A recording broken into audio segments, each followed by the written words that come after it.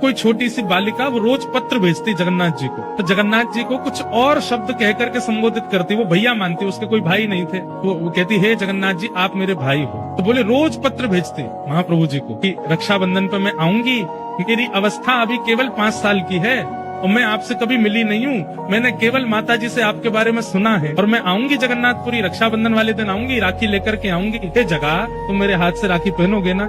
ऐसे बोले महाराज जी वो रोज पत्र भेजती थी और हर पत्र में दिन लिखती थी, अब रक्षाबंधन में इतने दिन और रह गए, इतने दिन और रह गए, इतने दिन और रह गए। बोले मैंने वो पत्र पढ़े और पत्र पढ़ करके उनको पत्र वापस भेजा उसके निवास पे कि मैं मंदिर का ही एक अधिकारी पत्र लिख रहा हूँ, मैंने तुम्हारे सारे पत्र पढ़े और सब जगन्नाथ जी को अर्पित किए, रक्षाबंधन वाले दिन तुम आ जाना और मेरा दफ्तर यहाँ है, मेरे दफ्तर पे आके अपना नाम बता देना, फिर मैं तुम्हारा हाथ पकड़ के लेके जाऊंगा और महाप्रभु जगन्नाथ जी को राखी पहनवाऊंगा। बोले महाराज जी मैंने उसको पत्र लिख दिया। रक्षाबंधन वाले दिन मेरे को भी प्रतीक्षा थी कि वो एक छोटी लाली, उसके इतने पत्र आ चुके हैं, वो आएगी, उसको लेके मंदिर जाना है। तो बोले एक हमारा समय रहता है, हमको व्यवस्था देखने के लिए मंदिर में जाना पड़ता है, तो वो समय आ गया था, तो मैं अपने अधिकारियों को बोल गया कि ये किस नाम की कन्या आवेगी तो वो मेरा पत्र लेकर के आएगी, मैं उसको लेके जाऊंगा फिर मंदिर। बोले हम व्यवस्था देखने के लिए गए, व्यवस्था देख करके आए तो मैंने पूछा अधिकारियों से कि कोई लाली आई थी क्या छोटी? बोले हाँ एक 4 साल की 5 साल की बालिका आई थी और आके थोड़ी देर बैठी रही, पता नहीं कहाँ चली गई।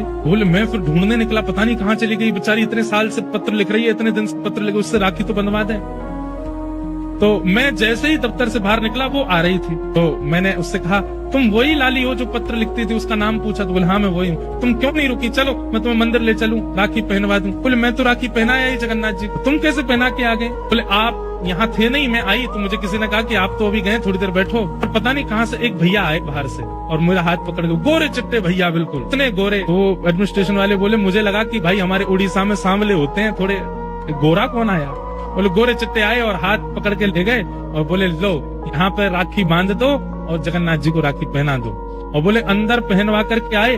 महाराज जी आश्चर्य की बात ये थी कि मेरे मंदिर से निकलते और मेरे लौटने तक इतनी देर कपाट बंद थे, महाप्रभु जी के जगन्नाथ जी के दर्शन हो ही नहीं रहे थे, फिर वो राखी कैसे पहना के आई भीतर? मैंने उससे पूछा तुमने राखी पहनाई, जगन्नाथ जी को देखा? बोले हाँ। मैंने कहा मुझे दिखाओ कहाँ बांध के आई हो? तो बोले भीतर लेके गई और द्वार के पास ही एक स्थान पर जहाँ पे बंद बनाया जाता भीतर लोग ना जाए, वहाँ राखी पहना करके आई। कपाट बंद थे, वो भीतर कैसे गई? बोले गोरे गोरे भैया लेके गए।